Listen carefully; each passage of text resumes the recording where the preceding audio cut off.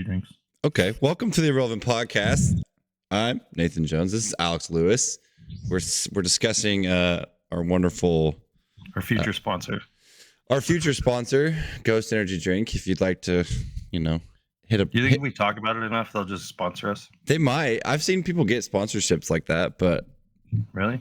I have no Ghost today. Unfortunately, because I was in a hurry to get down here because I'm an idiot. Fucking, just order a case off of Amazon. Oh, dude! If I order cases, they're gone fast. Like, really, you can't control yourself, huh? No. 2 to 3 a day. Really? No problem. That's insane. Yeah. No problem. That is insane. Well, they taste so I'm looking good. at the Phase Up ones right now. 12-pack of 16-ounce cans. Screw you, that Ghost. Phase Up is something else. You have made the most delicious drink ever invented. I mean, it's pretty fucking tasty. It's got to be. Phase Up is really close to Mountain Dew without all the bad effects of Mountain Dew. Yeah, so what's your synopsis about it? Because people ask me all the time about it. It's fucking healthy Mountain Dew. I was like, well, I've read the ingredients label. There's nothing in it that just absolutely terrifies me. So as we look at, I'll look at it. I'm reading it right now. Carbonated water, citric acid, natural flavor, L-carnitine, Good. L-tartarate. I'm not even sure what that is. Taurine, caffeine, sodium benzenate, which is a preservative, potassium sorbate, which is also a preservative, sucralose, alpha GPC, amazing, ascorbic acid. I mean, it's a lot of stuff that most things have. Coffee extract, fruit extract. I don't know, man. I think for an energy drink, it's doing okay. It's pretty good. Yeah. I don't think it's any worse than any pre-workout most people take. Oh, it can't be worse than that. Caffeine than most people take, I think.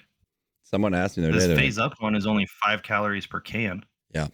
They were like, what do you do for pre-workout? And I'm like, I just drink these. I don't really mess with pre-workout. I mean, the pre-workout I take is way better than these for a pre-workout, but as far as like just quality? Just effectiveness. Oh, I see. But yeah, this Phase one, man, that is so good. I need to buy this. Have you drank? So you've drank enough of them now you can put a rankings list together? I haven't had all of them though. So like if I go to the Ghost website. Yeah, but come on, you gotta be close. There's one that they have out there too that's not even on the website, and it's the Bubblicious cotton candy flavor. Oh, that one's okay. I'm sure it's okay.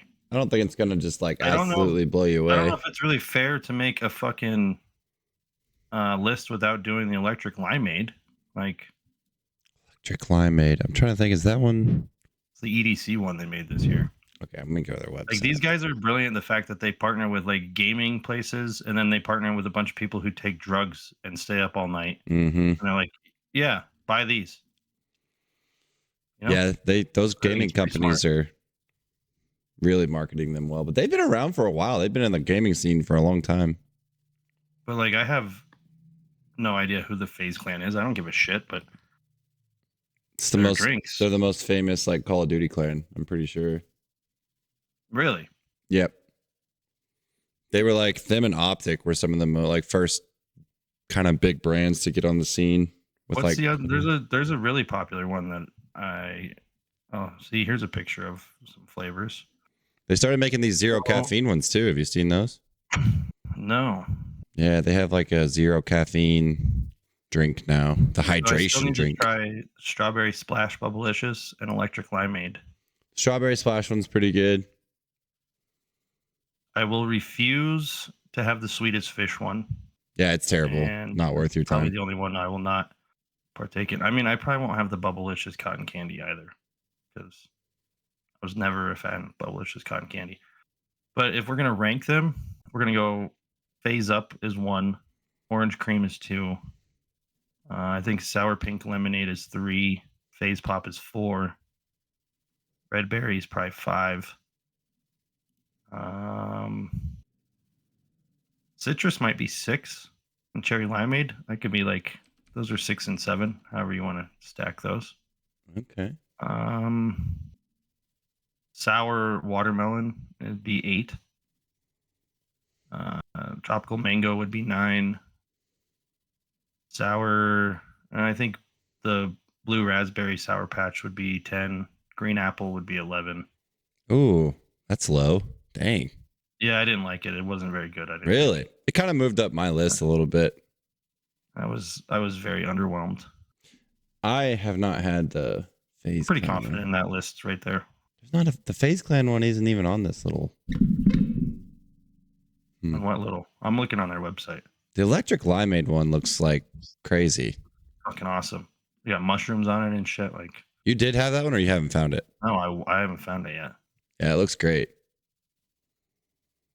I would say of the ones I've had, I like this description, right? Ghost Energy is the fully transparent, fully loaded, feel-good energy drink we've all been waiting for. That's good marketing. It's really good marketing. Yeah, and on their label it says, like, their label marketing is like that too, fully transparent. So yeah, they're not lying to you, or they're supposed to be not lying to you. Wink, wink. I mean, yeah. Of these that I'm looking at right here in their little picture, I would say the FaZe Pop is number one for me. Not the one that you had, not the Mountain Dew one, but FaZe Pop's number one. Yeah, Bomb Pop. That's number one. And then the Dreamsicle. And then I would say probably Blue Raspberry Sour Patch, but I don't know why. I like those a lot. And then I'd say the Bubblicious Strawberry one is probably 4. That's good. And then the citrus one's 5. I don't like the cherry limeade. I'm skipping that one for now. Probably. Allegedly, they have this ghost one at the King Supers near me. Oh, nice. So I might have to fucking there you go. Get some electric limeade. Say the red berry probably next. Green apple 7. Sour watermelon. Cherry limeade. Tropical mango. What have I missed here? Oh, the cotton candy one's meh. And then the Swedish fish is dead last. That one's terrible. Yeah, see, I didn't even put that on my list because it's just like, why? Yeah, I accidentally grabbed it. Who the fuck wants a red berry Sour Patch Kid without the sour put stuff? Yeah, I accidentally grabbed it instead of the Sour Patch one, and I was super sad. I was like, oh no, this just ruined my day. This is terrible. And I found the FaZe Up ones at 7-Eleven. Okay. I wonder what the difference between the FaZe Up and the citrus is, though. Like, it's the difference between Mountain Dew and 7-Up. What do you mean? I feel like they would taste the same almost.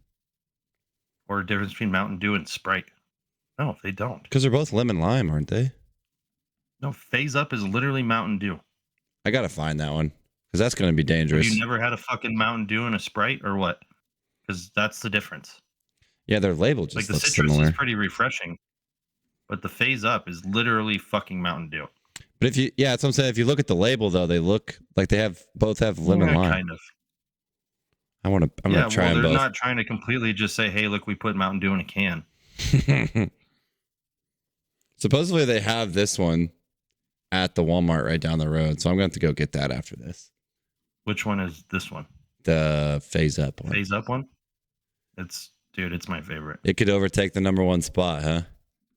It is the number one spot on mine. Dude, I don't know. The FaZe Pop one. I've had 2 of them now, and it's fucking... I had a FaZe Pop on the way to see Ray the other day. It was pretty good. Yeah, it's like a change of pace. It's really nice. I don't know. This electric limeade, though, the eyeball thing is really getting me. I want the mushrooms also. I wonder if they have that one down the road. Big selling. Supposedly that one's right down the road, too. So... Man, I'm going to have to go. Whoever's doing their branding and marketing is killing it. They're brilliant. They're fucking on point. I had some of their cereal the other day. I bought some of their cereal. Oh, what? Where'd you find it? Walmart. Really? Yeah, they had some. I was shocked. They have Ghost Hydration, too. Yeah, that's what I was saying. That's their new caffeine thing. Non-caffeinated one? Yeah. Interesting. Those were... Where did I see those the other day? That was it. They have Sour Patch flavors in those. I feel like I saw those somewhere the other day. Where was that? Zero caffeine. What do they put in it instead? Oh, I saw those at Come and Go the other day. That's where I saw those. I almost bought one, but I did not. Filtered water, citric acid, potassium citrate, trimagnesium oxalate, ascorbic acid, seaweed derived from calcium citrate malate. What? Those look pretty Natural good. and artificial flavor, vegetable juice for color, xanthan gum, Himalayan pink sea salt. Wow, that's pretty smart. They put salt in them. Yep. That's what it's electrolytes. It's got almost a gram or yeah, it's almost got a gram of electrolytes in it. That's pretty smart. How much do these cost? Can't be Wow. less or more, right? Yeah, I'm not sure how much they cost, but yeah, I saw them at a gas station in Springfield. I should have picked one up and just tried it, but I can fucking switch to those instead of these caffeinated ones. Although I don't know, 200 milligrams of caffeine a day is still low for most people. Yeah. Most people are crushing like a gram. Yeah. They're like, yeah, I have. I'm like, the most I used to have was 130 grams before I drank these. Yeah. The crazy part is I can drink caffeine and just fall right asleep. Yeah. I don't know. It doesn't really. My body don't give a fuck. It's not really doing Like much I for tried me some anymore. of the Rich Piana 5150. I took half of a serving. Dunsky? I fell asleep immediately afterwards. Just didn't matter, huh? No. It's whatever. Doesn't matter. Because they got him at the gym and the owner wanted to try it. He's like, "You want to split this with me?" I was like, "Sure, whatever." And we have these chairs, and anytime I sit in them, I'm out like a light. Those little like lounge chairs that you're sitting in? Yeah, dude, they're fucking danger. It's just over. Yeah, every time. Doesn't matter how. I thought it was because I used to just smoke so much weed that I'd fall asleep all the time. Now I think I'm just partially narcoleptic because I don't smoke any weed and I still fall asleep all the time. Yeah, or you're just doing so much that your brain's always processing a lot and it's just tired when you actually give it a chance. This thing's got 500 milligrams of caffeine in one serving. Oh damn! 5150. So I had half of that, which was like 250 in it, and I put it at the end of my Ghost drink. So we're talking like 400 milligrams of caffeine. It did nothing. Huh? Keep me awake. Yeah, that's a little shocking for sure. Yeah, I didn't care. It's like whatever. Cool. Even when I got like lots of sleep the last few days, I could still like almost fall asleep on command. That's good. Yeah, you better get that. You are narcoleptic. You better get that looked at. I mean, I even took a nap last night after. I mean, but I realized programming, I've got to like do one person's full month, like one a day or some shit, because I get so over it so fast. Programming wise? Yeah. Yeah. In front of the computer. Yeah, it's definitely like I switched all my kids and athletes over to like me just writing it out on a whiteboard for this summer because that's been a nice little change of pace because I kind of feel the same way.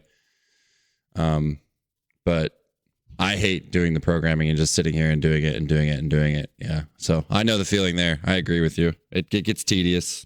It's just I have a fair amount of online clients, so I can't really do that switch. And it's nice to have tracking of all these things. But I definitely think like my new goal is one person a day. I'm just gonna fucking crank out a bunch. And then like one day every month, and I only have to do it one day. You know? It's not a bad idea. Like just write them a whole mesocycle at a time. Yeah, that's probably good. What is that? 45 days for you ish? Depends on what they're doing, but yeah. Or just at least a month at a time. So every month on that date, I have one person to do. Right. That way I'm like not spending all day Sunday doing it. Yeah, it's a little more reasonable too. Yeah. Well, like I just did a simple one for one of my clients yesterday, and it was like 45 minutes or an hour to fill out 4 weeks. I was like, God damn. Yeah. That's tough. I know that's all the progressions and adding more and then like the group people, I have pre-made programs that I just give them way better. Yeah. Especially because I can just go in the first week and like change the exercises, and I got an option in my program where it'll substitute that exercise for all of the ones that reoccur with that exercise. Ooh. So like say I have my 5th set template and I just need to change the primary movements, for example, and just go in and sub it on 1 week and it subs the other 6 microcycles. Oh, that's not too bad. Yeah, and then I can copy and paste like the workout card, all of the same ones as well if I need to. Yeah, that's pretty nice. It's a really nice feature. Copy, paste. Well, I just hit it and it goes copy this to all of these to this exercise that happens in all future workouts? Like, Yes. please. Yes, please. Yes. I didn't realize that was even a feature for like the first 18 months I had this app. Oh man, yeah, that's definitely nice for sure. It's just if there's progressions, then it makes it. I have to with like There is always progressions. with Train Heroic, you have to go in and like make. What I did was I go in and make like skeleton templates that look similar, but I have to change like rep sets and scheme sets like and tempos is what I. So all I have to do when I go in there is like, this is really tedious. I have to go to each day and each week, copy, paste, then go to the next week, copy, paste, paste, paste, paste. So all that stays the same. Copy the whole week at a time and dip paste it. Yeah, like I can. So I'll make a week. That's what I do. Yeah, I make a week, write out everything the way I want it to look, and then I go to the next week, paste all that in there, and then just make sure that some of the finer details change a little. You know, so like for example, what I'm thinking now is that because I can substitute exercises for a whole fucking mesocycle with a click of a button, just make a mesocycle at a time. Yeah, and then go those, and then swap out the exercises right. or whatever equipment they have. So if like you're doing like a tricep thing or like whatever, just change it, go in and click it and change, and it'll change for the whole thing next time you do it. Right. Yeah, that's pretty good. That's really good. That's good software. Yeah. Because then it's not like it becomes easy for you too, because you're like, okay, I need this muscle in this position with this resistance profile. And then it's like, okay, well, we did this exercise that hit these things for this mesocycle, but let's change the exercise, but still kind of work on the same thing, right? Is that or what you're like? Not everyone has a hack squat, right? Most people have a leg press, right?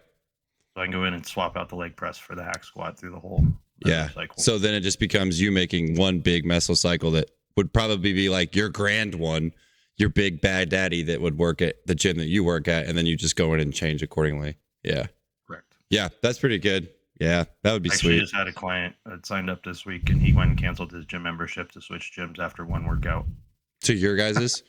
Yeah. Oh, that's cool. Yeah, I've had that happen. Like, I'm canceling my membership right now. Does that happens to me too? Where because I'm selfish when I program because I'm like, okay, well I'm going to program for what I have here, and then so like I'll send their or like I send like a equipment thing to people that are remote, and I'm like, hey, like reply back with what you have and tell me what you have on this list, and then I'll send them the workout, and their comments will be like, didn't have this, had to do this, didn't have this, because I put like substitute exercises on there, but then I'm like, gosh dang it, can you just like come to my gym and like do things here? It'll be way more optimized if you do.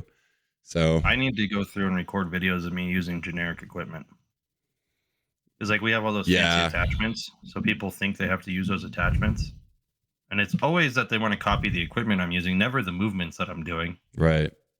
I'm like, guys, you don't need, like, you don't have to have a chest support to do rows. Right.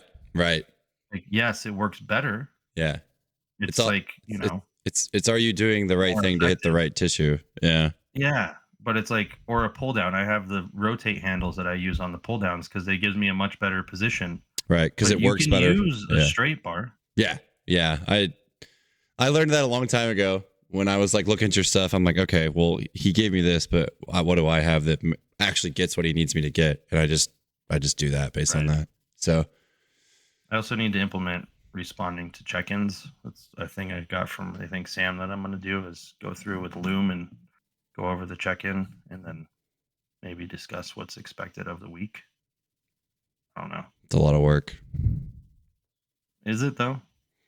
Depends on how big a response you're going to get. I want, so what does it matter? Yeah, just depends on the amount of response, like what the big response is going to be. But she said it was like 3 things that she talks about. People out of the 30 I coach that respond. Hey, I'm just happy I have the quad extension and the hamstring curl machine now. So yeah, how's that been treating you? Fantastic. And my clients love it. So they're like, thank God, no more getting in and out of bands. Like, yeah. I mean, it is a nice piece of equipment to have. It's pretty solid. It's really sturdy too. Titan did a pretty decent job. And yours is both seated, right? It doesn't go from seated to prone. Yep. And that Prime Fitness one goes from seated to prone. Ooh. Like it goes seated leg extension to prone leg curl. Mm-hmm. and it has the different loading positions for different resistance profiles. That's pretty cool. Oh, it's fucking sweet. Yeah, that's pretty cool. That thing is the creme de la creme of fucking 2-in-1s. Yeah.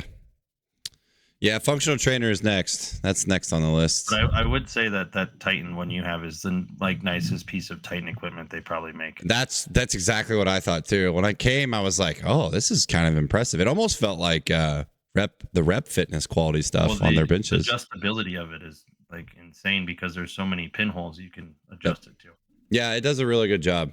And then the back plate moves pretty far up and back too, so you can kind of you can get like some almost super lengthened quad work like we have it made at the gym. People are like, "What?" Like what I did the other day, I was trying to see how far back I could get it, and I was like, "Oh, okay, well, this is pretty good." How does the backrest adjust? Is it like 2 bolts and it hinges on those bolts? It's a pin. You just pull the pin out, and it's like it slides. And so the hammer strength one we have, it's 2 bolts, right? So the bolts are like this, and it slides on this thing. Yeah. And Russ tried to make it so you could get longer stretch in the quad by putting a thing over the pad. Mm-hmm. I was like, well, if you just take that bottom bolt out, or actually take the top bolt out, that thing will kick back even further. Right. And so like we've made it to where you can basically like lay down and get like the biggest stretch in your quad possible to hit like a lengthened quad position. Because that pin can slide now. That pin just goes all the way back. Loosen it and pull it out, and it fucking lays back like super far. Yep. Yeah, that's pretty much how this is. But I was like all my shorter people were like, "Wait, why am I so far back? And why are my quads so far back?" I'm like, you'll be fine. This is good. Yeah, we just want to bring your hips into extension and get some rec fem action going on. Yeah, just trust the process. Because like yours is so adjustable, you can probably pin that fucking the leg part way all the way back there. Oh yeah, a super stretch at the knee, huh? Oh yeah, like sometimes it's hard. That's kind of the only bit. But the good thing is, you set it to where the weight is perpendicular to the floor when you start. Yeah. Oh yeah. You can. Yeah. Because the weight adjusts too, right? Like it's not only the arm that you put your leg on, but the weight. Yep. Pin you can move. Adjusts. You can move both pins, which is super great. So you can get fully lengthened and have it overload at the beginning. Yep. And if there was a quick way to adjust that, you could do some nasty CAS sets on that thing. Yeah. Yeah. It's not hard to adjust, but yeah, I mean, it takes a second for sure. It was weight take a second though. Huh? Like it would have to be a partner thing with weight. Yep. Whereas that fucking stupid Prime one, dude, you just grab the lever and move it. Yeah, that's sick. And it shifts. Yeah, that's just. Gosh, and then like what he did is he took the backrest and it lays all the way back, so you're laying back like a fucking recliner. So you go super lengthened into like, shortened into that mid to lengthened position and crush your quads. Yeah. Yep. This one's good too. Like, I don't think that's what people understand when you go there and you do the leg extension machine, is you do a CAS set on it, and doing it with that setup is so quick and easy that it just blows your fucking quads up. Yeah. So you're just screaming. Yeah. Oh, dude, it's horrible. And they're like, if you go too light, you're gonna have to go longer. So make sure you pick a good weight. Yeah. Does the bottom rolling pad move up and down on that one too? A little bit, but yeah. Like he drilled an extra hole, so it goes back further. Yeah. This one does a good job because like if you've got it set way back in there, the thing moves up. So like the pad will roll up. Oh, so okay. It swings. Yeah, they can get their feet in pretty easily, and then you set the pin further back, and then they can get their feet back further, and so it's like it's comfortable getting in it, but then it sets you up in a more lengthened position. So it's kind of it's nice. I really like it. It's a good piece of equipment for what it costs. So got some quads and hamstrings coming out the wazoo, dude. Hamstrings take so long to make strong. Yeah, that's why like people are always depressing. They're like why do you do so much hamstring work? Like why is there a lot of hamstring work in your? I'm just like because you need it. Everyone is hamstring. You need it. Yeah, you just need it. like I don't. I fully didn't understand Louis saying about you're not quad dominant, you're hamstring weak, until I was just recently mentoring someone and we were going over the agonist and antagonist relationship, and I went, wait a second. I understand what's happening now. Mm-hmm. Like the quads are already 20% stronger, so the hamstrings have to be so much fucking stronger. Right. To work right. Yeah. Or like I have a client who got those Pioneer knee sleeves, and she's like, why are these squats so hard? I'm like, because you have to pull yourself to the ground. Yeah. You have to like really pull. To get down there. Yeah. Yeah. Yeah. Yeah, your hamstrings are already working at a disadvantage just based on tissue, like just tissue, the amount of tissue. So biomechanics and the way it's set up. Right. So yeah, I don't think people truly understand. They're like, well, we don't get as much quad work. I'm like, you don't need it. So just chill. Yeah. Just chill. We'll just keep Well, and then they're like, they ask good questions too, because sometimes I'll give them seated hamstring, sometimes I'll give them standing hamstring, sometimes I'll give them lying hamstring, and they ask good questions about like why we're doing different hamstring movements. And I'm like, well, the resistance profile is different on all three of them, but that would be why. So trying to develop all your hamstrings. Set the seated one up to be overloaded in the shortened position when you're fully contracted. I think if you start it high enough, if you get the thing up high enough. Oh yeah, the weight starts up high and it drives down. Yes. Right? So it's pretty easy at the beginning, but I think if you started it high enough and really got the hamstring pretty lengthened at the beginning, and then really contracted all the way down through past. Yeah, I mean it'll move as far as like if you were to set. Right? Yeah, so if you were to set it up just like if you were doing you could pull it as far as you would if you were starting your quad extension. So yeah, you can hammer it. You can go really, really into that shortened position. That's convenient. Mm-hmm. Yeah. Because at least being seated like that, you're more stable than lying down. Yeah, and it's got the pad that goes down on top too. So it'll lock you in, and you can it's got the handles. Just having your pelvis on top and your torso above your pelvis makes it more stable. Yeah, absolutely. Like the lying one is more shortened, but there's like a trade-off between stability and your ass coming up off the thing when you're prone. Right. Well, that's the first thing people always said. They're like, when they put that thing down, they're like, oh, I can like use my hamstrings and my quads way more now. Like I can push harder. I'm like, yeah. Yep. It's a pretty nice little thing. Do you use the thing on the quad extension too, or just the hamstrings? You can use it on both. Oh, really? Yeah. Mm-hmm. Interesting. Yep. So you can lock them in. They're going for a ride, keep baby. Your hands and feet inside the ride at all times. That's what I tell everybody when they do the glue bridge machine and they just laugh. I'm like, no, really, but keep your hands and feet inside the ride at all times. It's about to be bad. At Arsenal, that's probably one of the better Arsenal pieces, ironically enough. Is it? Yeah, ever since they fixed the backrest, and it's just a half circle now instead of a rolling shitty pad. Yeah. Because the platform adjusts so you can put it at an incline, and then you can just turn your toes out and get super shortened glutes. The coccygeal portion of them, if you want to get super fancy. Yeah, ew. Pretty gnarly. Most people use it completely wrong, though. Oh man, all I'm on it instead of glute bridge. All I'm trying to do now is just think of the banded exercises that I use and how I can replace them with machines. That's the goal. I mean, it is nice when you have machines to replace things. Dude, it's funny. The way I got this new client is the president of the club that I train, and then his boss. This is like his other boss. And they brought him in, and they're like, hey, can you put him on a hack squat? I was like, what? Oh, gosh. That's what you want him to do? The first thing he does here? Let him know right off the bat. So I gave him like 3 warm-up sets. And then like I've made it worse since you guys came and did it because I'll make them do drop sets until they can't move with any weight. No. So we loaded it up to like, what was it? It was like 290. You got like 12. And I pulled the 90s off. I'm like, okay, keep going. And then pull the 100s off. Okay, keep going. And then like just to make sure that he gets to like failure with just the carriage, I took the band off. Just go. Did you do that in one big set? So you're just saying like this is one big giant set that we're going through and you're going until absolute failure. Yeah, the poor fucking guy puked. Yeah, I bet. God. It was like fine, and then they're like, yeah, he turned like pale white and ran outside. I was like, yeah, that threshold, like once you pass it, it takes a minute for your body to disperse all the fucking enzymes into your small intestine, and it really doesn't go well. I would say if you guys haven't experienced like oxidative stress and for once in your life, then you'll know exactly what it's like when it hits you. You just like, oh my God, you can't do anything. You just have to lay down for a second and be like, well, a second. It's way longer than a second. Yeah, I think the first time it happened to me was with rear foot elevated split squats, and I was pushing those a little too hard. Yeah. Oh, yeah. And then I stopped. I had a kid in here and he was training kind of like as I was doing my thing. And he was like, "Are you okay?" And I was like, "Yeah, I think I'm going to be okay. I think I just need to go lie down for a second." And then I texted you. I was like, "I don't think I can do the rest of this workout. I think I'm going to throw up or something."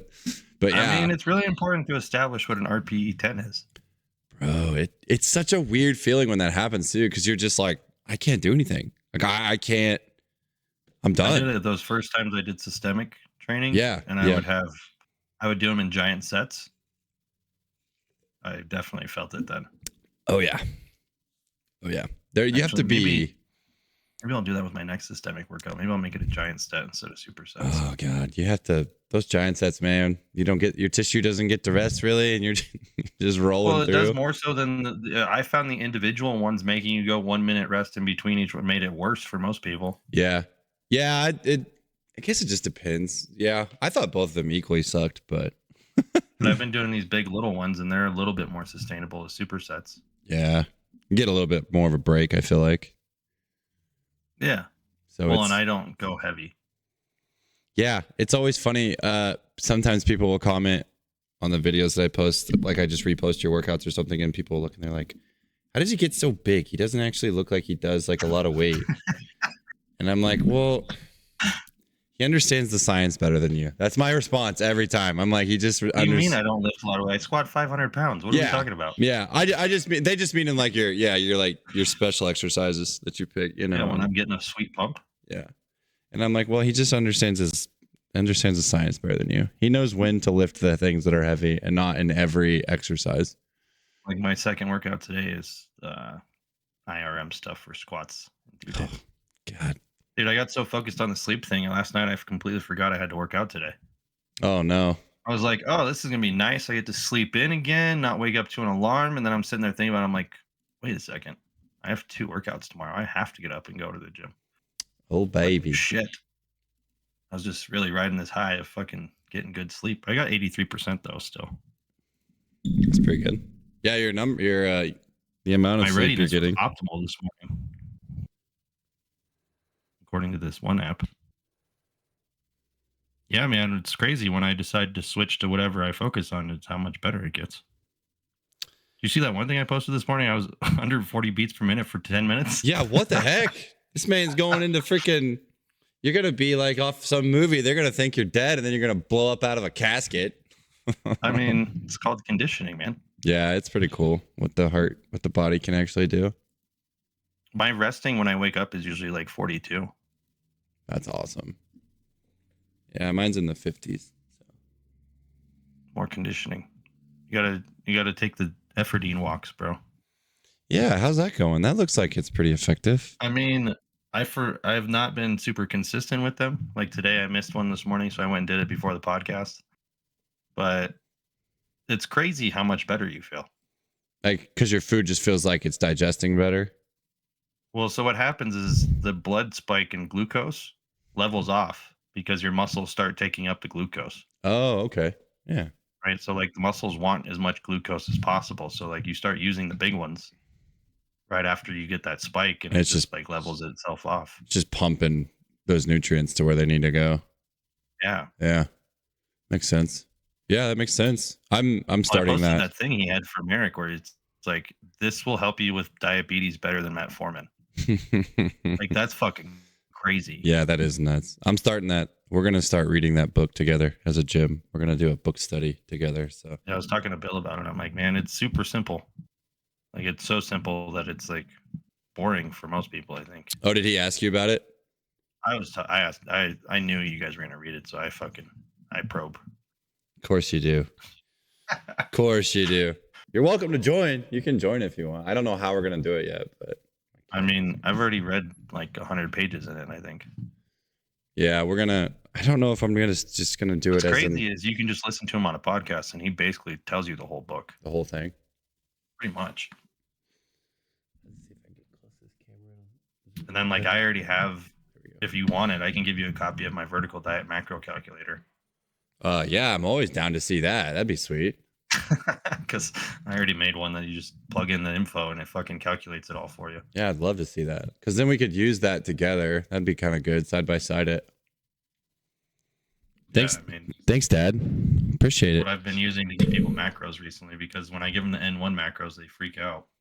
Yeah, they're always like, does so much protein. And I'm like, okay. Well, I mean, the only time you get high protein with stands is if you're cutting. So Makes a lot of sense. High protein when you're cutting. Yeah, that makes sense. Well, so like you do the higher protein because 30% of what you're ingesting gets used caloric wise as digestion. So you're not getting that actual energy. So you're not really getting as much protein as you think you are. And then the satiety, it's way more satiating, right? So protein keeps you full for longer. Right. The other cool thing that happens is you'll lower the carbs. So people that are overweight, they'll see a rapid drop in weight almost Right. immediately. Right. And it's much easier to buy in that way, I feel like. Yeah, because like the kid I trained that's the president of the team, he was up to 318 because he just was eating whatever. And he stuck to this for like 3 days and he was down to 311. Right. Because he just loses the bloating effect essentially that the carbohydrates are giving him, or inflammation. Well, or, like glycogen in water. Yeah. Right. Yeah. But he's so full all the time because he's eating, over 300 grams of protein. Yeah. Or like my strongman finally went, he was at like almost 440 at one point, and now he's almost under 430, eating 500 grams of protein a day. Jeez, man. Just pounding that thing.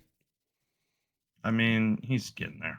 It seems to be obviously the most effective when your protein intake is established and you actually meet that goal and you drop your carbs a little bit. Fat loss. Yep. Correct. Seems to be gain though. You lower the protein and fucking jack the carbs way up. Oh yeah, because then you can just pound them for sure. Yeah. Yeah. Just eat them. You'll do 0.8 grams of protein per pound of body weight you want to be, or you are, when you're bulking. I had a kid do an experiment the other day where he was like, "Man, I'm just so tired. I'm tired all the time. I'm like, "Okay, how many calories are you eating a day?" He's like, I'll track it. So he was like 2,200, and I'm like, "Okay." So now I just want you to shoot for 5,000. Just go. Just eat whatever your heart desires. Just go for 5,000.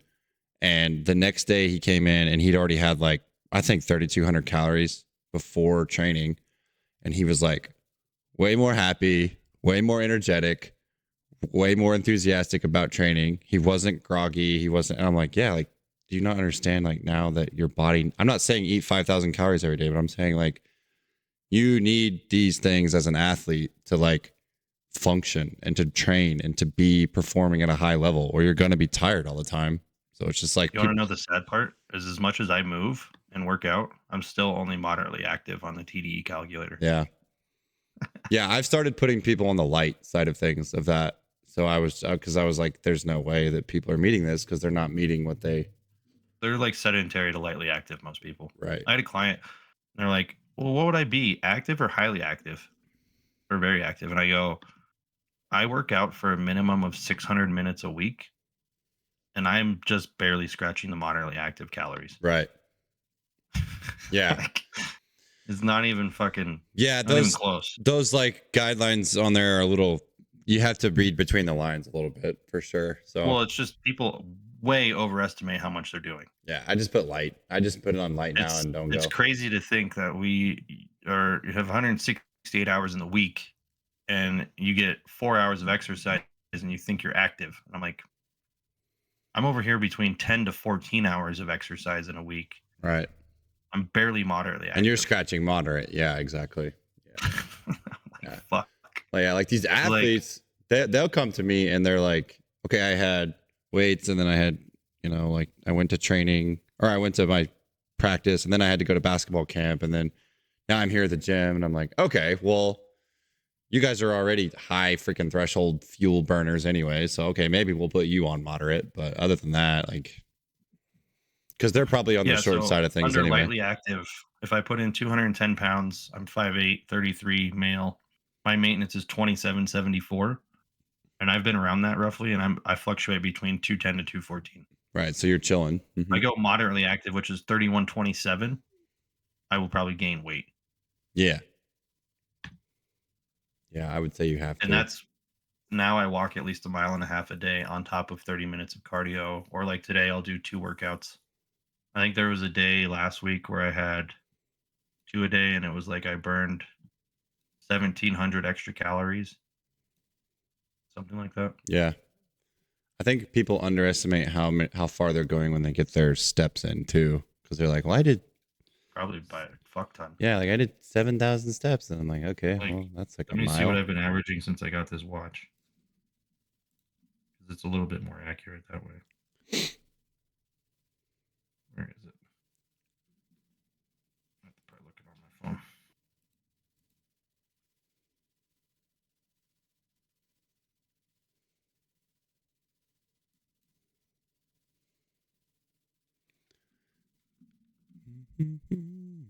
Yeah, so for the last month, I've averaged 8,100 steps a day. Yeah, and that's with the little walks that you're going on. Well, like yesterday, I had to go walk for 20 extra minutes because I'd been doing so much computer work Right. to even hit my move goal, which is an To extra get your- 830 calories. Get off your butt goal. Well, yeah, so they have active calories, right? And it automatically adjusted mine up to 830 calories a day on average. Yeah. Like today, I'll crush it. I'm already at 700.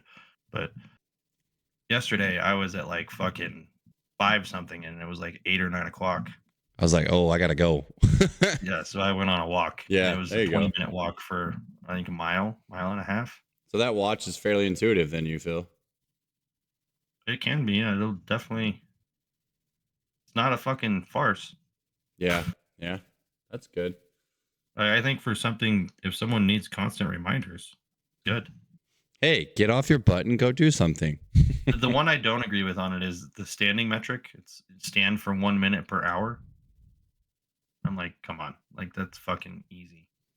So Yeah, like I have to that's- stand for 12 minutes out of the day is what I set mine at.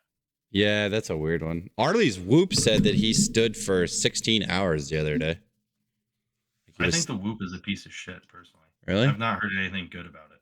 I don't know anything about it, really. I don't know how good or bad they are, but I know people are more and more less trusting their metrics, it seems like. I had a guy, we were talking about it this morning. He said when he'd have his Whoop, because you just use these as like guides, right? You don't really I don't take them for what they say. Right. And there'd be mornings he'd wake up feeling good, and his Whoop would tell him that he wasn't ready to train. And other mornings he'd wake up feeling like shit, and the Whoop would tell him he's ready to go. Yeah, I think that's the same phenomenon that Arlie's experienced as well. Like I cross-reference my watch with my Morpheus heart rate monitor, and like the Morpheus, the survey thing, I just answer the same. So it's really just telling me my HRV and resting heart rate to give me a score. Sure, right. And like today, I woke up, it was 86%, and this thing said my readiness was optimal, and I'm like, well, maybe. My workout felt really good, so. Right. My brachioradialis is pissed, but from fucking arm wrestling. Yeah, get your life together. Stop doing that. Optimal training. Optimal training. I mean, my 80% singles went super easy, so that was cool. They went easy. So Yeah, did you see how long I paused for? yeah. Yeah, you were down there for a second. I was like, okay, all right. Well, Make sure I get the pause thing down. yeah, there ain't gonna be no bad calls on this meet. Well, that's what everybody worries about at the bench. Is like, well, I don't know about the pause, and I'm like, not that big of a deal. Yeah. And then No. my federation, I don't have to wait for a press command. Oh, you just. That's go. weird. So how long? That's nice. So they just say pause and then. They just tell you when to press and run to rack. Oh, so you just go down, hold, and then they say press. Mhm. Oh, okay. That's nice. Mhm. Yeah, unless you got a guy that's long, just holds his breath forever, and I guess. yeah, you hold But, that like, down there the forever, whole buddy. Unracking, like they usually will make you unrack and steady the bar, and then they'll say start, and then they'll tell you press at the bottom and then rack. APO's like, no, we're just gonna tell you press and rack. Yeah, well, I'm down for it. That's fine with me. Yeah, works for me. Fucking 18 days, man. 18 motherfucking. 15 days to blast it on the platform again, baby. And I did 50% plus bands on bench, and it moved faster than I thought I did. That 40 to 50% for bench is way better Really? than the 50 to 60. Yeah. Yeah. for speed. You just means for speed purposes. Yeah, I thought so too. Like I started doing that with kids because I felt like they just kept getting And you do it with pounded. everyone. Yeah, I was like, okay, I'll Like, just when people lower it. like Dave Hoffer like benches 1,000 and he doesn't go over 225 for speed work. Like, what are we talking about? I think doesn't Nate mention that in Conjugate U? I think he talks about starting him out at like 40% maybe. Yeah, everyone that's done it for any length of time talks about it, it seems like. Yeah, they go like 40, 50, 55. And he's like, No, 40, 45, and 50. or 40, 45. Yeah. And then he's like, I don't think they ever go anywhere. I don't know. Anyway. 60 is just too heavy to move fast, I feel like, for the upper body. I tested it on a freaking, what's that thing called? Wow. Can't even think what it's called right now. The VBT device? Yeah. And I could never get it above like 0.65 with that. So I don't know. With that amount of weight, with like 60%. But then when you drop it to lower percentage, it was no problem getting into the 0.8. The idea is to move it fast. So like, Right. why the fuck would you? Well, that's the thing is like first time I ever did it with kids, it was just they couldn't move it at that speed. And I'm like, all right, let's find a weight that you can move explosively, and then we'll just go from there. Right. Yeah. That's why they say you can go down as low as 30%. Right. Yeah, I've went to 30. If you look at on the force velocity curve, 30% is like maximal explosive effort. Right. Right? Yeah, like and that's the most you can move explosively. So like, why wouldn't you train that 30 to 50% range? well, that range is, I mean, it's very broad. Like if you look in the range for power is 30 to fucking 80. Right. Then the Jesus Christ. SST manual, it's like 30 to 80. It's like, oh, okay. So you're telling me there's a lot of ways. Like Olympic lifts live in the like 65 to 85 range, which is just fucking garbage. I don't know. Yeah, nothing moves fast in that range, I feel like. If you're trying to move it fast. Doesn't make sense. Yeah. Like, I feel like most of the Olympic lifters don't understand the force velocity curve or what it is they're trying to do. Right. The good ones do, because you'll see them do jumps and you'll see them max out on squats. And then they do their technique work. It's like, that makes sense. Right. Yeah. Yeah. If it's not light enough to where you can be explosive with it, then what are we doing? So I have no idea. Or if it's not heavy enough to be moved in those slower percentage ranges, then what are we doing? So because like all my speed work has been much better this time around, and like the depth push-ups that I do, which are just my body weight, I think help tremendously with catching it out of the bottom and pushing off hard. Right. Just being able to reverse that. The accommodating resistance I used helped with that, because then I got comfortable doing it with heavier loads. Yeah. So that, the reactive component goes up. Yeah, because that's where I was slow. Yep.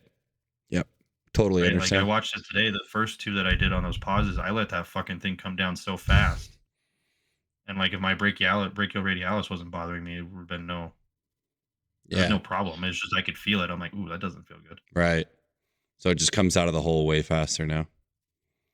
Yeah, well, it's just the faster it goes down, the faster it goes up, right? Yeah. Like, that's just how it works. That's where people, man, they get I feel like they get speed work so wrong because they don't know how to let the bands do what the bands need to do on the overspeed part. You know, it's terrifying. Yeah. Yeah, exactly. Because it's like first time those bands rip you out of the freaking J hooks and you're just like, oh God. So yeah.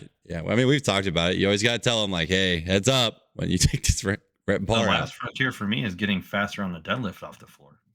Yeah. And it's not even off the floor. It's carrying it through that middle portion faster. Right. Maintaining your speed. I did rack pulls at the pin number 3 the other day. So mad at myself. I'm like, motherfucker, this has been it the whole time. Really hard. Yeah. Well, that's the spot. That's the spot. Yeah.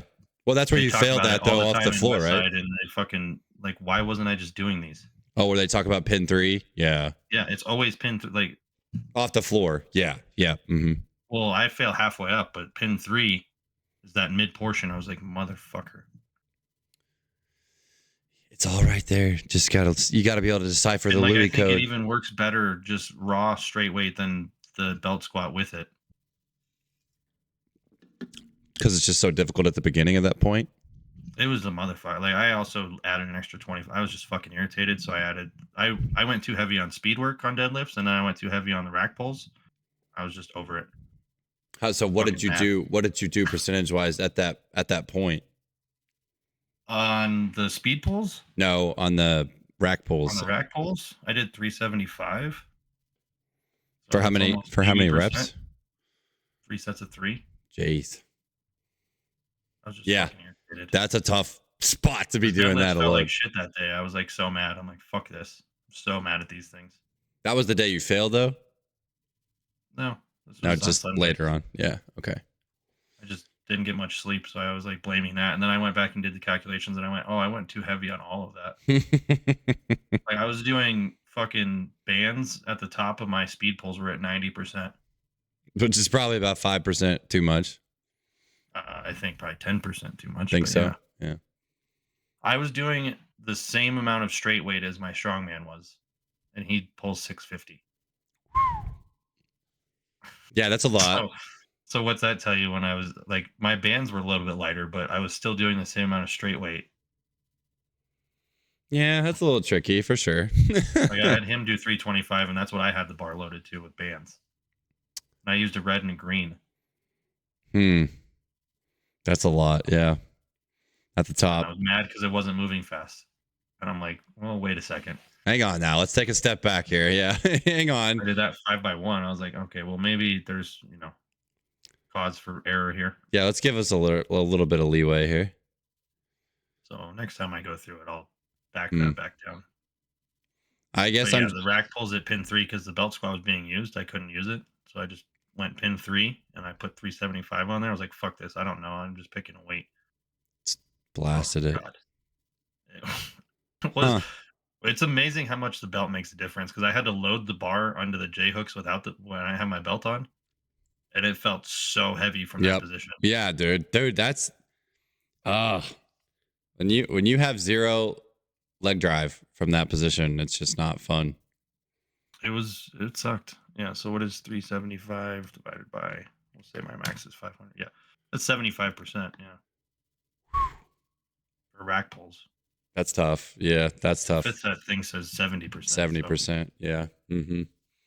So yeah, but a 5% increase from there is I mean, yeah, like probably almost the extra weight you put on. Yeah. I just didn't want to. I was like, fuck it, I'll put 3 reps on. I'm just done. Yeah, I'm gonna go here. My laziness resulted in me doing way more weight on both of those things. That happens to me all the time, where it's my like last heavy days. So you get into those in between percentages, and it's like you literally have to load every weight you have onto the bar, and I'm like, no, just put another plate on. I don't know where I thought I did 325 for speed work though. I don't know where the fuck that came from. 300 is my top end. Yeah. Because the bands, I've calculated the bands correctly, and it's what is it? Well, what's 25% of 500? Well, quarter of that would be 125. Is that right? Yeah. And so I was literally pulling 450 at the top. So what did you have on the bar? 325. Oh, jeez. Yeah, that's tough. Jeez. So you were 25 pounds off of your max effort.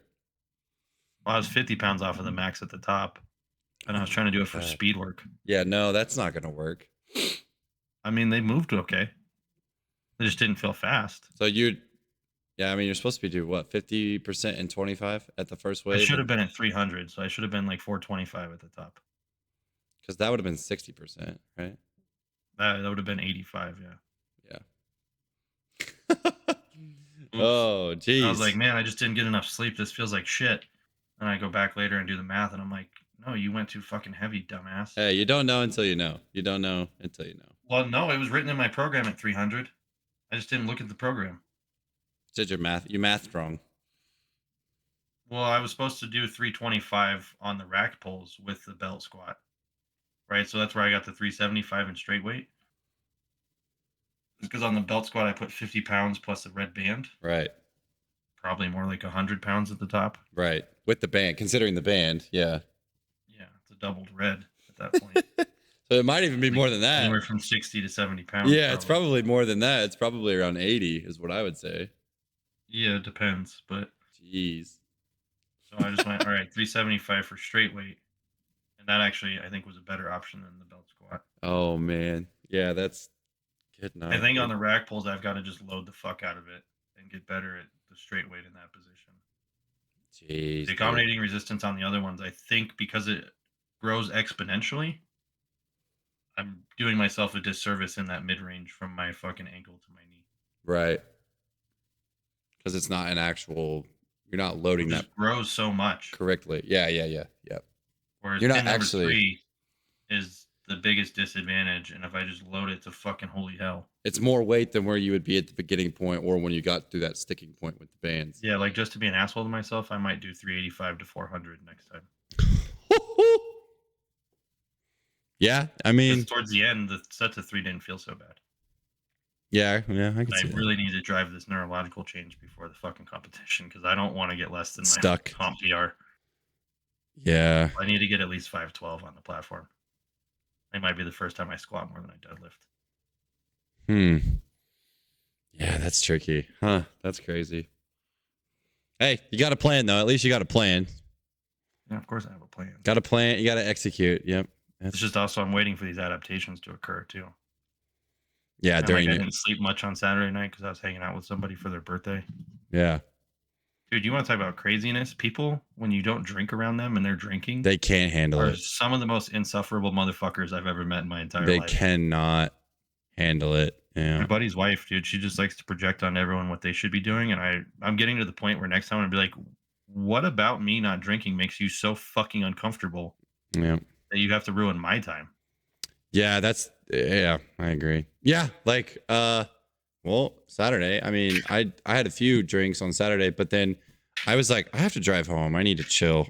So like we went to this restaurant after and we were there for like, I don't know, 2.5 hours, and I didn't have a drink there. Everyone's like, come on, get a drink. And I'm like, I'm like, no, like I have to be somewhat coherent to go home. So like I have to chill. Yeah. Oh, this lady is like, oh, what if I buy you top shelf? What if I'm like, no. Like I have no interest in drinking. But why? I'm like, I have to compete in 3 weeks. Like, I don't like, well, just one. I'm like, no. Like, I'm deadlifting tomorrow. Like, no. Yeah. Like, I don't understand why it's so hard to comprehend. I'm going to a national meet trying to win a fucking national championship Yeah. here. It goes back to the Nick Saban thing, you know, like elite people don't like to be around High mediocre achievers people. don't like to be around, yeah. Mediocre exactly. people don't want to. Yeah. It was a really interesting contrast on Saturday because I went and had lunch with Ray. And yeah. Oh super God. awesome, Yeah. right? Like we get along and talk about a lot of the same shit, have a lot of the same ideas, and I'm like, oh, this is really cool, you know, like, especially meeting somebody you only see on Instagram and this and that. And then I go and hang out with my high school friends, and I'm just like, what in the fuck? Yeah, we went 2 different ways completely. Yeah. Well, it's just like compare and control, like, and like I don't not like them, but it's just like the ideas They don't have think the so same. foreign to me now. It's like, what are we talking about exactly? Like what? And then the projecting of shit. I'm just like, I don't want to do anything you guys want to do. I'm not going to take your advice. I'm not going to listen. Like, I'm not over here telling you what to do. So shut the fuck up. Yeah, dude. I don't know. Sometimes I just sit back and I feel like I'm the odd man out at crowds like that because like everyone's just I am all the time. crowded around talking about drinking, and here I am in the corner just thinking about like what I have to do for the next week, or like here's the big kicker for me right now is I mean, I feel like I'm working 16 hours a day, which I'm working a lot right now, but then people are just like, are you okay? Is everything fine? I'm like, yeah, like I'm okay. This is okay for me. Like I have things that I want to achieve for my gym. I can sacrifice a lot of things right now personally and a lot of comfort. I can sacrifice a lot of comfort right now for me to get my gym to the next step of where I needed to go. Like, and also the fulfillment you get is like fuel. Yeah. Like this feels like when we moved from the garage gym to this location right now. It's like people are like, oh, that's a lot of work. It's going to be a lot of this. It's going to be a lot of that. And I'm like, yeah, like bring it on. Like I'm ready for it. I kind of miss it getting ready for the prepping for the meet that I was hosting. Right. Like now I have like free time and stuff. And I'm like, look, you have to transition because you're trying to be an athlete at the moment. So you have to be able to switch your mind off and not worry about everything. And you have to be able to recover. Yeah. I was like, when I made the switch on Sunday and I went, okay, it's recovery time. Right. I got 2 days of 100%. I'm like, okay, well, I can do this then. That's what I have to do. Yeah, it's So much so I forgot about my workout today last night. yeah. Fuck, I would have went to bed earlier. Or like the kids, like I go over to the school and the kids are like, because I had a ghost in my hand and they were like, how many of those have you had today? And I'm like, this is number 2. They're like, why do you like, are you just not just exhausted all the time? They're like, what time do you get up? I'm like, well, I mean, I get up at 3:30 every day right now. And I train my people at my gym and I come here and then I go back and I train them there. And they're like, how do you do it? And I'm like, because I choose to do it because I have goals. Like I hope this inspires you someday to do the same thing of like, you can be uncomfortable for some periods of time to achieve what you want to achieve. Like it's just, you're going to have to live in that area of like, this sucks, but you can do it. Like just do it. Like you can do it. Try. Cause I would rather go all out for this thing and make it happen and just fall flat on my face than sit back then you and figure out what you need to do differently and then do it again. yeah. And then I'm like, okay, so this sucked. So now how do I, okay, let's downsize back to this. Now we can really, like, I don't know. It's hard to turn off. And like when people are like, oh, you're doing that with a gym and you want to do what with your gym and you want to do this. Okay. Well, how about you just be a corporate membership gym and you just work less? And I'm like, you don't understand the vision. We're trying to create a community of health is what we're trying to make. Like we're trying to make a gym that is a community of people that are bought into making themselves the best they possibly can. That's what we're looking for. Right. They're like, yeah, I just don't. Like, oh, okay. They look at you like you're crazy, and I'm like, well, I had one of the girls I trained at one point call me and ask me. She's like, "How do you do this with no sleep?" I was like, "Well, first of all, it's not for me. Like that's the biggest driving factor is when it's not for you. It makes it easier to do. sure. Right? Like it's not a like yeah, I get to reap some fulfillment and benefits out of it in some way, shape, or form, but driving force isn't because I want it. Right. That's where this switch to competing is so weird because it is for me. Yeah. Ooh. Yeah. It's all on you. Yeah. It's all your Yeah, reward. and it's fighting my own self sabotage Sure. constantly. Yeah. Okay, well, how am I going to try and fuck this up today, Ray? What were we talking about the other day? Oh, it was your athlete that you posted about and you were like, yeah, I didn't do anything. And I'm like, okay, yeah, I know, Alex. Like, I get it. You're that guy. Yeah, I get it. You're 1,000% that guy. You did have a role in this though. Like you had a play. But that's That's what I'm that's supposed to do. right. Well, that's how we see our jobs, right? When like people say like, hey, thank you, or hey this, or hey that, or I couldn't have done this without. And it's like, no, you had that in you. Right. Like we're just trying to show you that you can do that. And that's what our jobs are. That's why we like our jobs. But yeah, it's not really us. Like we didn't do anything. You did all the hard work. Yeah, I don't see myself as doing anything. I'm just telling you what to do. Yeah. Go squat that thing. Good job. You did it. Yeah. Like what? You had to do it. Like you had to do the hard part. Right. Yeah. That's a weird conversation sometimes too. Cause then people are just like, okay, dude. Yeah, I get it. Like I did the thing, but like, hey man, my money was Kids get going so mad somewhere. at me when we talk about the meet, they're like, you did so good. I'm like, I didn't do anything. Just sat like- there. Yeah. They're like, yeah, you did. You raised most of the money. I'm like, not really. Whatever. Yeah. Or these some of these girls have just been PRing like crazy over here, and they're just like, that, like, yeah, I'm so glad that you. And I'm like, I just wrote some words on a whiteboard, and you just did it. I didn't do anything. Yeah, you did the fucking hard part. Yeah, like you're the one that's suffering over there. What are we talking about? It's not You know how many me. people I give the same instructions to, and most of them don't do a shit with it? I think that's where they're like blown away because they just think that it's like those things are normal. I think they are when you listen. Yeah, but but nobody, yeah, like they don't see a lot of that. So they're just like, oh, well, this guy he just wrote these things on a paper and I did that thing. And I'm like, well, that's how it should be. Athletes can't comprehend how people don't get it or don't do it. Yeah. Like, what do you mean? It's just common sense. And I'm like, this was fucking common. Holy shit, would my life be so much better? Well, they probably have obviously, if they're an elite athlete, their mindset is just different than their average person being. So it is common sense to them. Yes, but she has the most elite mindset out of anybody I coach. Right. Like, it is absolutely mind-boggling to me where I'm just like, right. What the fuck did you just say? Right. So to them, it is common sense. She teaches me things, and I'm like, holy fuck. Like, this is absolutely insane. She's like, what do you mean? It's just common sense. And I'm like, No, You not at don't you all. don't interact with the same Not in human the beings. slightest. Yeah, Like, we're well, and she's so young, she doesn't know yet, right? Like, right. her life's gonna be filled with lots of disappointment because most people are not this way. They're Yeah. not doing these things. They're not pushing themselves this way. Like the dudes I train that are on the team now, they just go, "How does she do this shit?" And I go, "I don't know. She just does. Yeah. Like, it's just no ifs, ands, or buts. Gets it done. Doesn't ask any fucking no excuses." Oh, Like you she wrote came in all fucked up after her birthday and did a workout that was like would have wrecked most people sober. just And torturous. Yeah. later on, she's like, "Yeah, I don't remember that workout." I'm like, "What do you wait? What? Like, what do you mean you don't remember the workout?"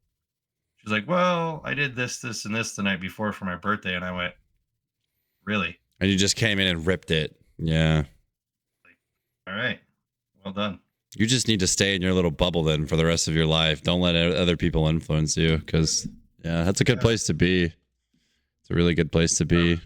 Because I know most people they go out drinking. It's an first excuse. I can't make it in. Oh, yeah, Not only 1,000%. did she make it in, she shouldn't even have been driving to get there. A and still did good. 1,000%. That is one of the biggest excuses I hear all the time. I'm just like, okay, like I'm not arguing with you. Okay, Well, have fun. it's just to me, it's like, or like one thing I've noticed is when things get tough, people always throw the thing that by the wayside that they should not be throwing by the wayside. Right. Mm-hmm. Well, I just don't have time for that. And I go, but this is the thing that's going to make you able to handle all these other stressors easier. Like you're missing the catalyst. Yep.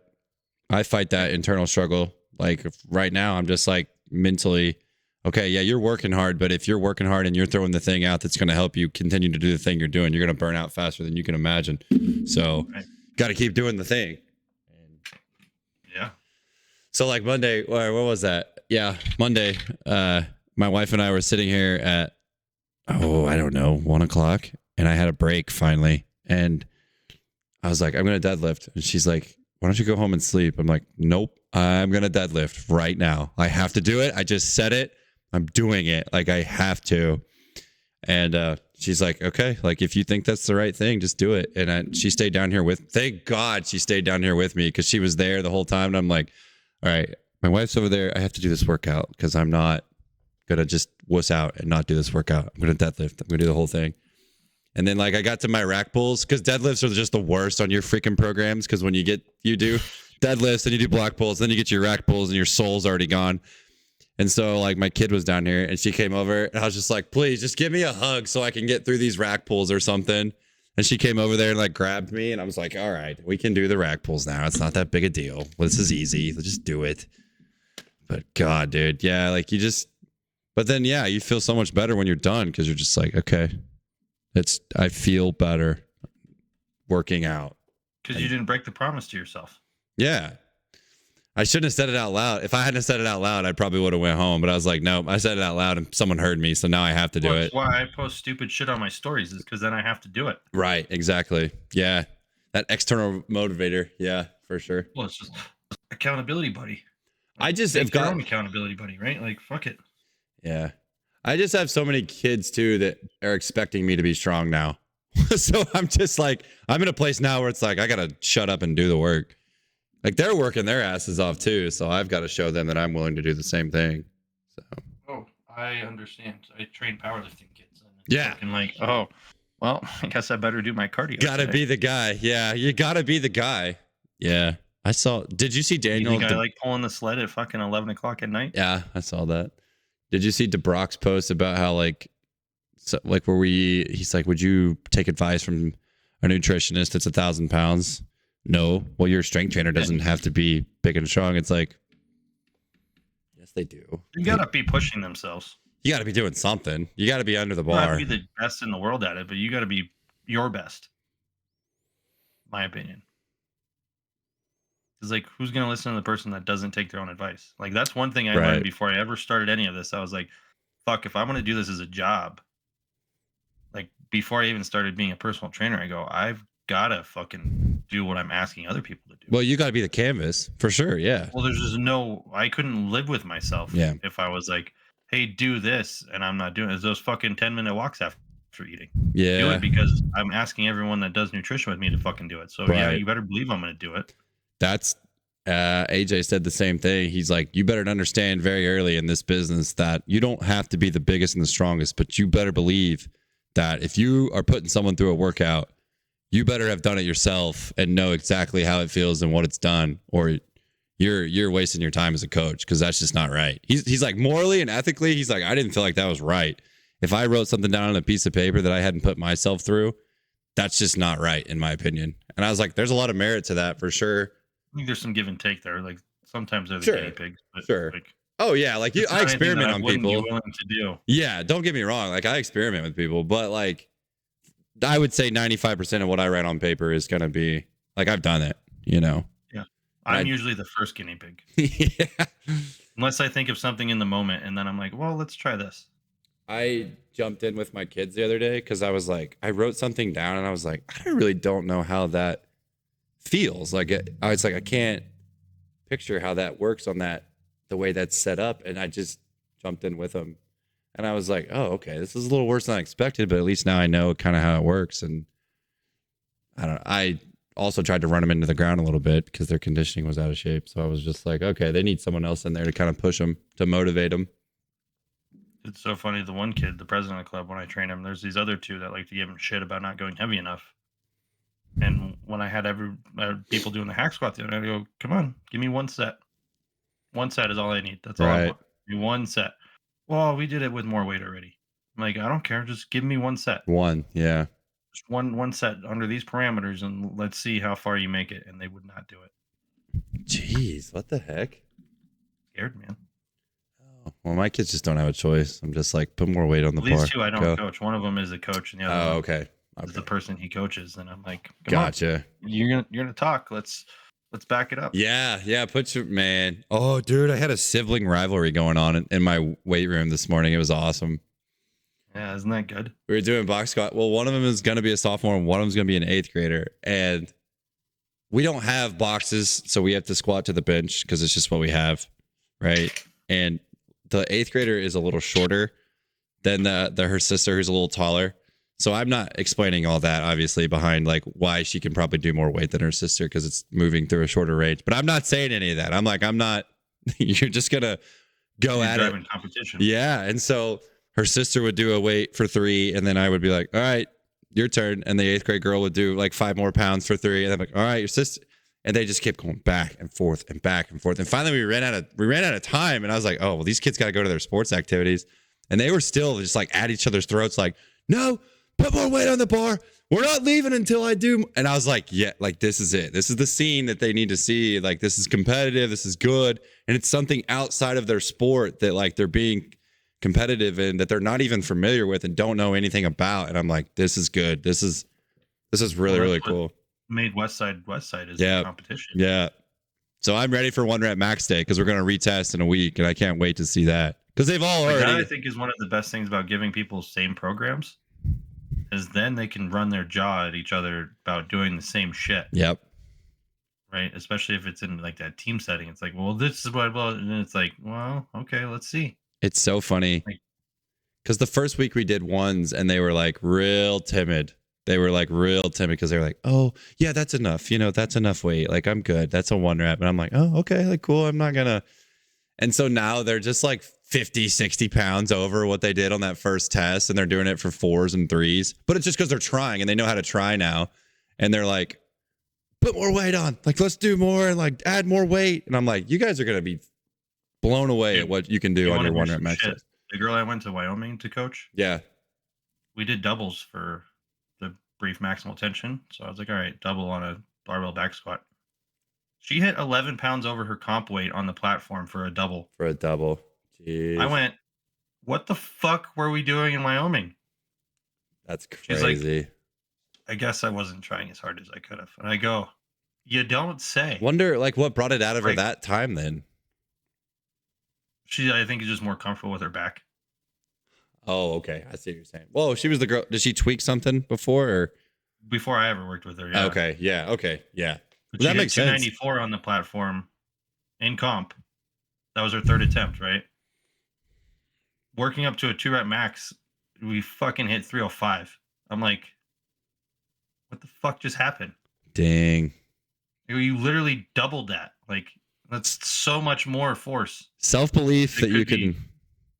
Self-belief And like she had a is. goal this year to squat 300. I go, well, there's your fucking goal. There it Like, is. That's done. And you're 6 months left. Yeah, good luck. Yeah, like I was like, what the fuck is Wow. this? Yeah, dude. And she's Self-belief very is awesome. like timid like that. So she's like, oh, I guess I'm like, yeah, I guess so too. Like, Yeah, man. Yeah, part self-belief of it is was cool. in training. She ran out of attempts on her max day.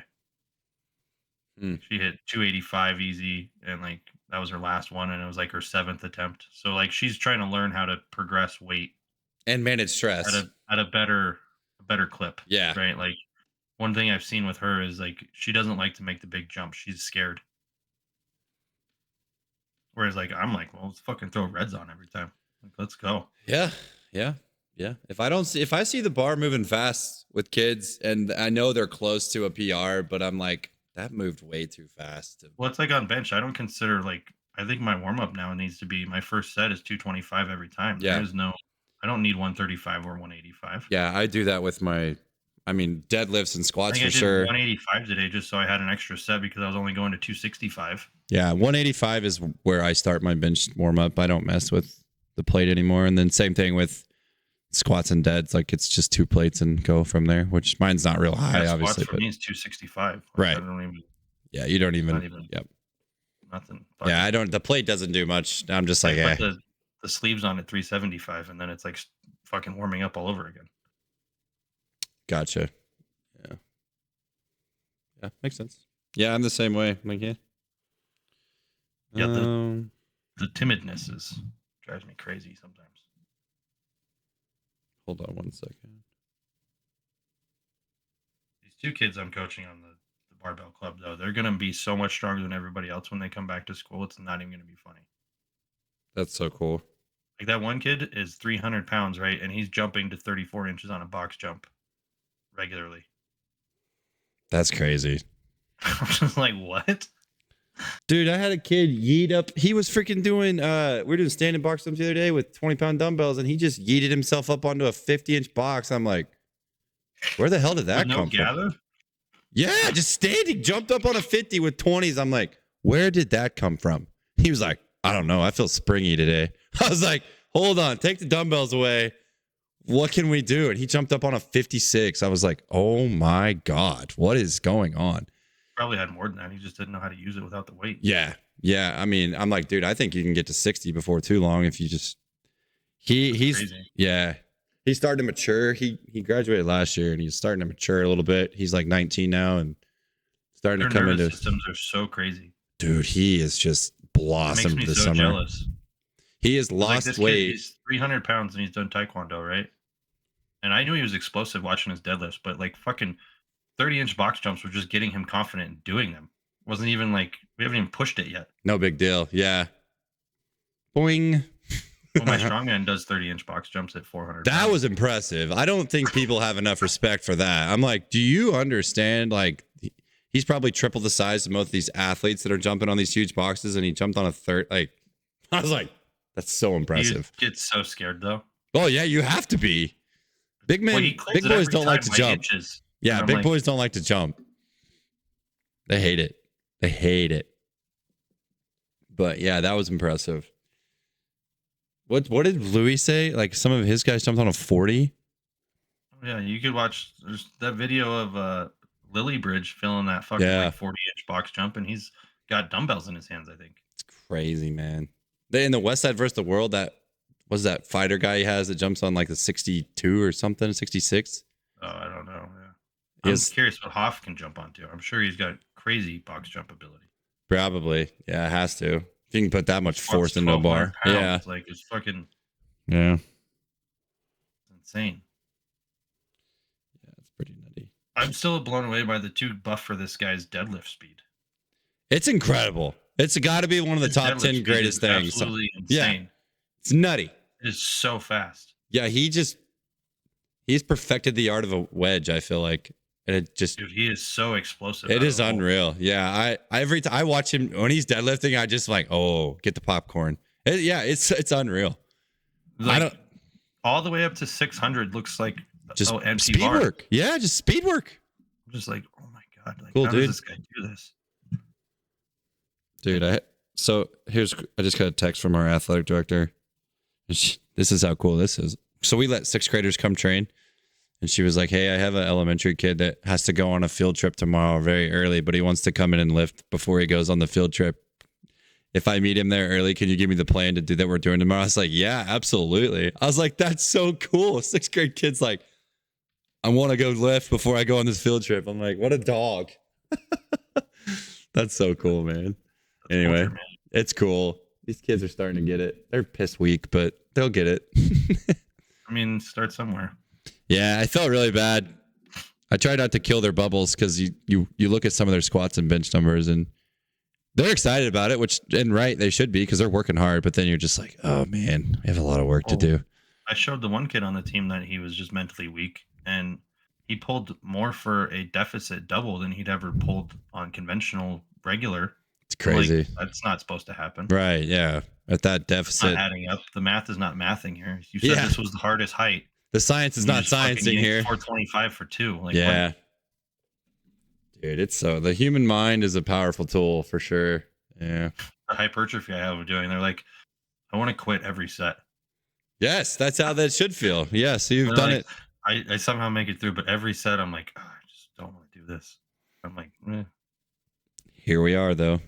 Especially because like I'm an asshole and only give them 90 seconds rest in between each set. Oh my god! It's like slight conditioning with hypertrophy. Yeah, the hypertrophy that you're giving with 90 seconds of rest is not enough, sir. You mean 3-second eccentrics with a pause at the bottom is not enough? Stop it! I just hear 3-second eccentric and I want to throw up.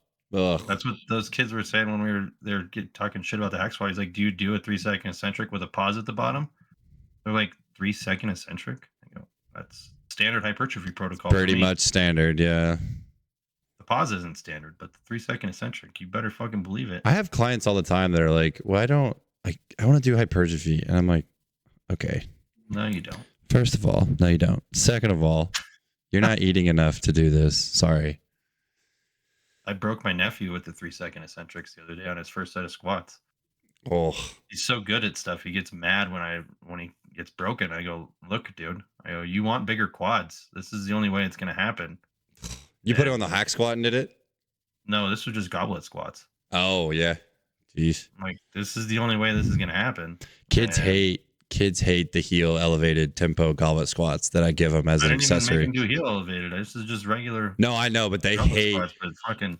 Well, because like we'll do wide stance stuff, and then I'm like, well, we kind of have to bias quad tissue still. We haven't really hit quads, so it's like let's just do some slower goblet squats, heel elevated, and they just they see it on the board and they're like, I hate you so much.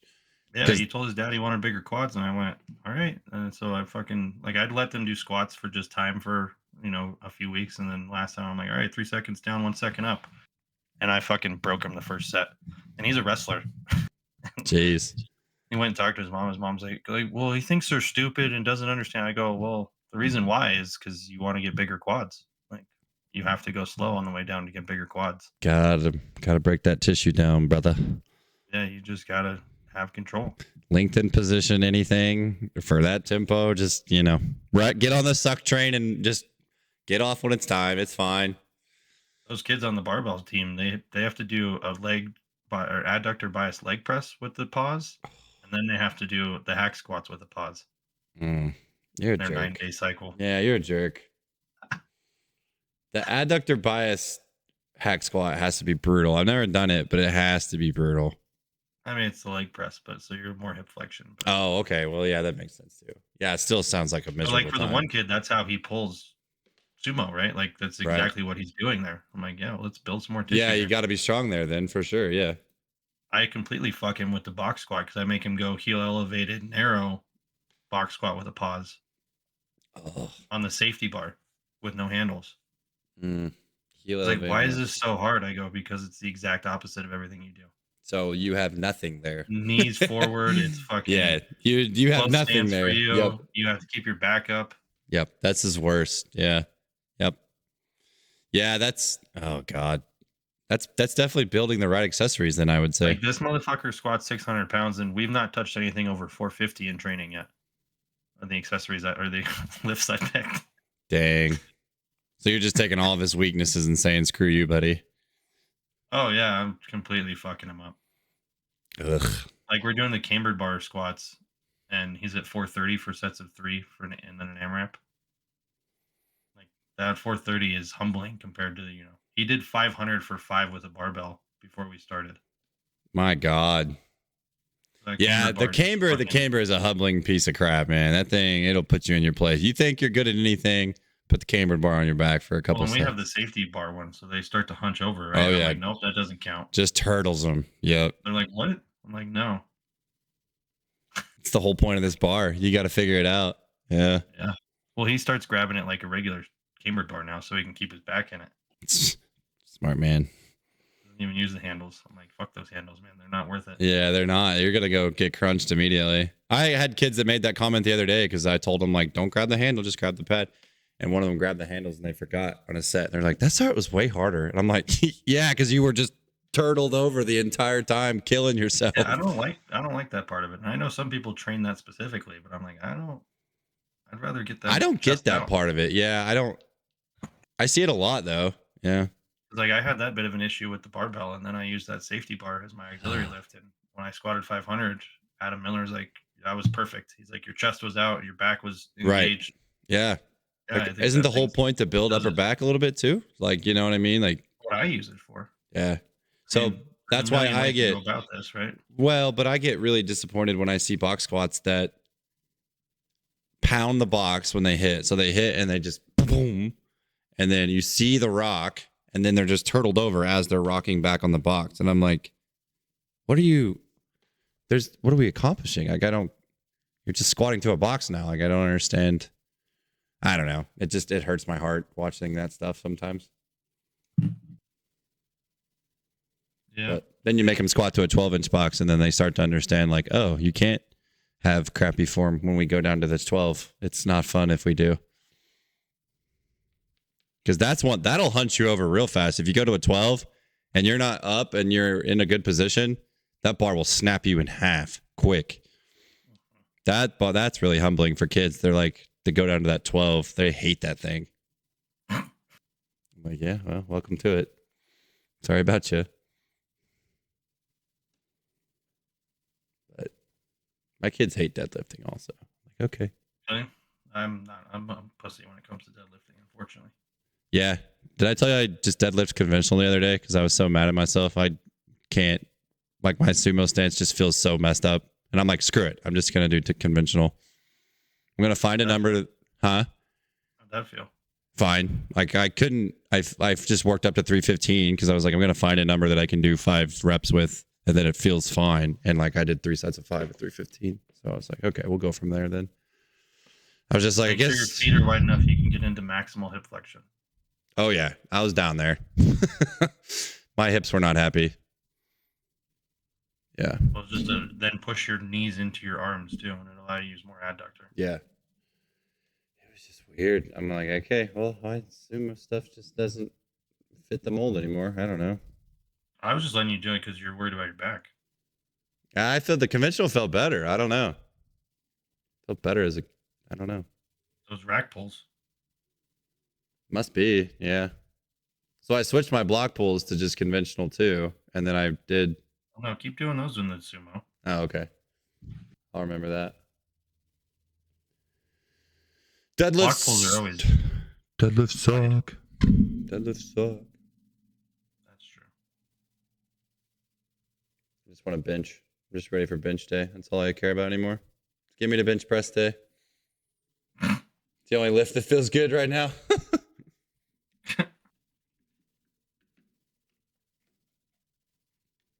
Their kids were giving me crap the other day because one kid had like two plates on and he did it for 4. And he was like, you can't even do that. And I was like, okay. Sounds good. He's like, get under the bar. I'm like, no, I'm not playing this game with you guys. I'm not getting under the bar. We're not doing this. I was like, I'll do stuff with you guys eventually. Just today's not the day. They're like, you can't do it. And I'm like, okay, whatever you say. That's fine. Right. You're right. I can't. Oh, man. Kids are freaking jerks, man. They can be turds, but they're fun. sir. I think I gotta get going. Whatever. You said 3:30.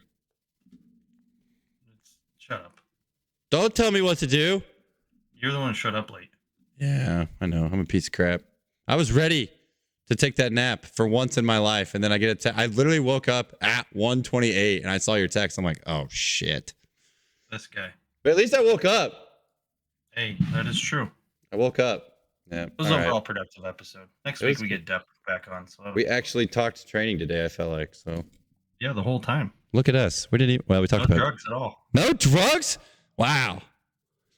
I'm gonna put that in the title. Drugs. No drugs episode.